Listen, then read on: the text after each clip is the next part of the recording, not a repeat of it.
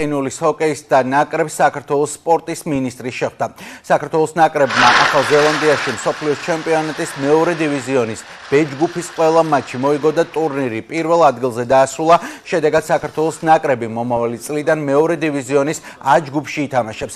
აქვე გეტყვით, რომ უკვე ცნობილია ყინულის ჰოკეის მსოფლიო ჩემპიონატის მეორე დივიზიონის A ჯგუფში საქართველოს ეროვნული ნაკრების მეტოქეები. ჩვენს გუნდს თამაში ბელგიასთან, არაბთა გაერთიანებულ საამიროებთან, ავსტრალიასთან, ხორვატიასა და სერბეთთან მოუწევს. ტურნირის კალენდარი და მასპინძელი ქვეყანა მოგვიანებით გაერკვევა.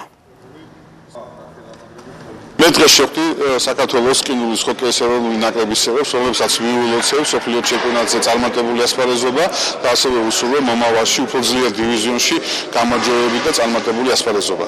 საქართველოს ნაკრები დაბრუნდა ახალი ზელანდიიდან გამარჯვებული, მოვიგეთ მეორე B დივიზიონი, მომავალ წელს გვექნება გაცილებით უფრო რთული თამაშები მეორე A დივიზიონში, მაგრამ ჩვენ გავამართლებთ იმ მიზნებს და დასახულ გეგმებს, რომელიც გვაქვს და ძალიან დიდი მადლობა სახელმწიფოს და მთავრობას იმ თანადგომისთვის, რომელსაც ის იჩენს ყინულის ჰოკეის განვითარებისთვის.